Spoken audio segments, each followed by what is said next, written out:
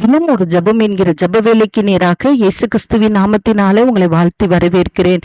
இன்றைய நாளுக்குரிய வசனம் ஏசாயா தீர்க்க தரிசன புஸ்தகம் அதிகாரம் 45 வசனம் 3.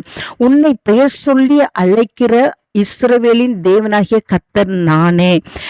நாம் யாவரும் கண்களை மூடி தேவனை நோக்கி ஜெபிப்போம். எங்களை நேசிக்கிறதான நல்ல தகப்பனே, இந்த நாளுக்காக ஸ்தோத்திரம். கர்த்தர் கொடுத்த புதிய நாளுக்காக நாங்கள் நன்றி செலுத்துகிறோம். புதிய கிருபையோடு கர்த்தர் இந்த நாளில் எங்கள் மத்தியில இறங்கி வந்திருக்கிறீங்கப்பா, உமக்கு ஸ்தோத்திரம். எங்களை பெயர் சொல்லி அழைத்து அறிந்திருக்கிற தேவன், தாயின் கருவிலை உருவாகும் முன்பாகவே சுவாமி எங்களை அறிந்து வைத்திருக்கிற தேவன் அப்பா. இந்த நாளிலும் அன்றோடு உம்முடைய பிள்ளைகளுடைய ஒவ்வொருவருடைய நாமத்தை நீர் அறிந்து வைத்திருக்கிறீங்க. ஒவ்வொருவரையும் நீங்க பெயர் சொல்லி அழைத்திருக்கிறீங்க.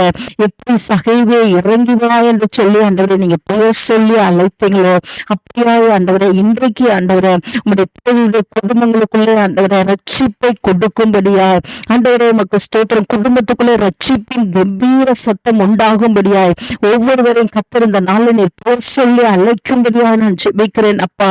ஆண்டவரை லாசருவே வெளியிலே வா என்று சொன்னீங்க ஆண்டவரை.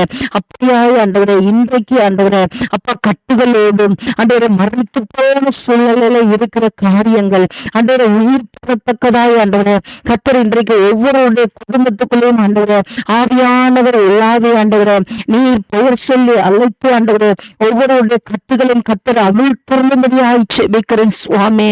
ஆண்டவரே உமக்கு நன்றி ஆண்டவரே, உமக்கு நன்றி அப்பா.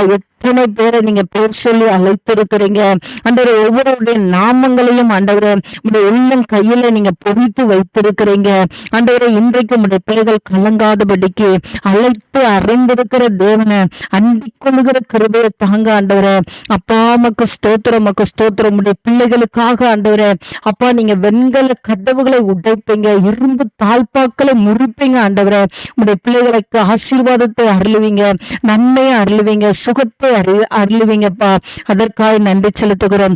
பெயர் சொல்லி அழைத்து எங்களை அறிந்திருக்கிற தேவனே உம்மை துதிக்கிறோம் என்று சொல்லி இயேசுவின் மூலம் ஜெபிக்கிறேன் நல்ல பிதாவே. ஆமேன், ஆமேன்.